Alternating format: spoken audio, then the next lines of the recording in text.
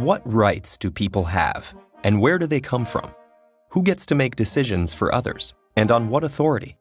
And how can we organize society to meet people's needs? These questions challenged an entire nation during the upheaval of the French Revolution. By the end of the 18th century, Europe had undergone a profound intellectual and cultural shift known as the Enlightenment. Philosophers and artists promoted reason and human freedom over tradition and religion. The rise of a middle class and printed materials encouraged political awareness, and the American Revolution had turned a former English colony into an independent republic.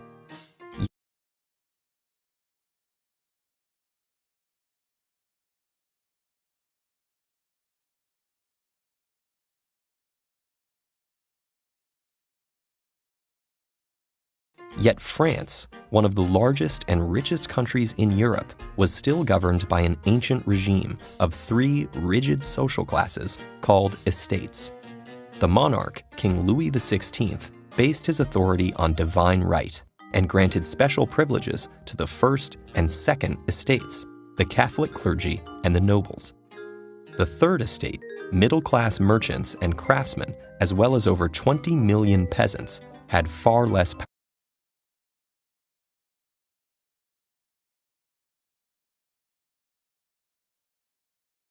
power, and they were the only ones who paid taxes, not just to the king, but to the other estates as well.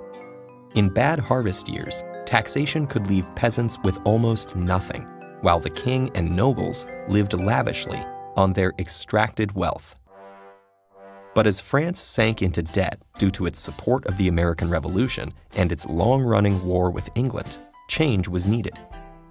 King Louis appointed Finance Minister Jacques Necker, who pushed for tax reforms and won public support by openly publishing the government's finances.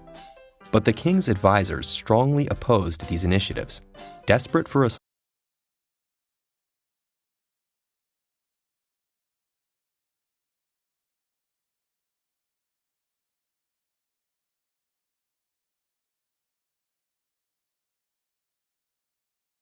solution, the king called a meeting of the Estates General, an assembly of representatives from the three estates, for the first time in 175 years.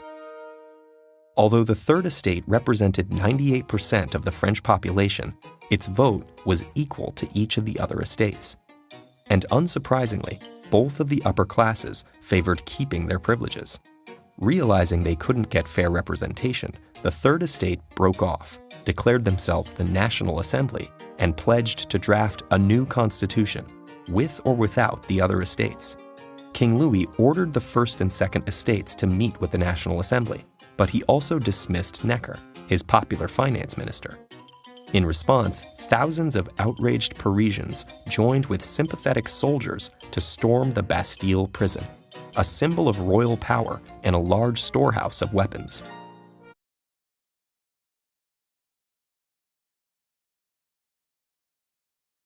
The revolution had begun. As rebellion spread throughout the country, the feudal system was abolished.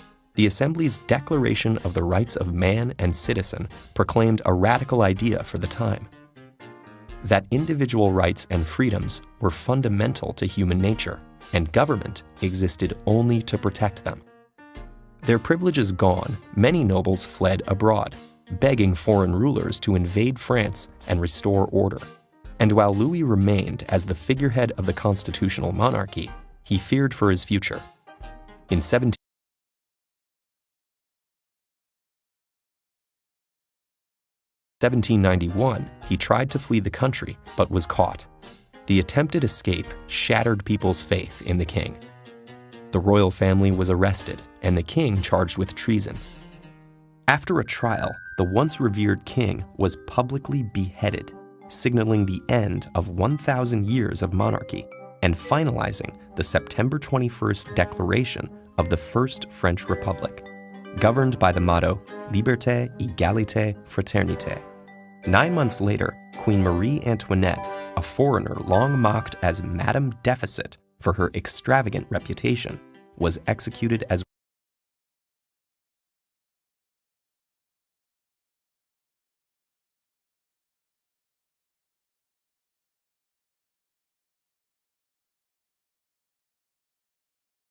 executed as well.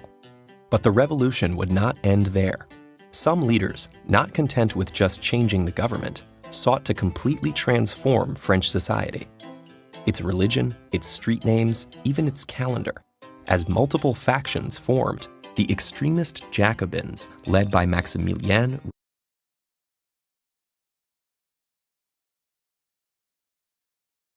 Robespierre, launched a reign of terror to suppress the slightest dissent, executing over 20,000 people before the Jacobins' own downfall. Meanwhile, France found itself at war with neighboring monarchs seeking to strangle the revolution before it spread. Amidst the chaos, a general named Napoleon Bonaparte took charge, becoming emperor as he claimed to defend the revolution's democratic values. All in all, the revolution saw 3 constitutions and 5 governments within 10 years, followed by decades alternating between monarchy and revolt before the next republic formed in 1871. And while we celebrate the French Revolution's ideals, we still struggle with many of the same basic questions raised over 2 centuries ago.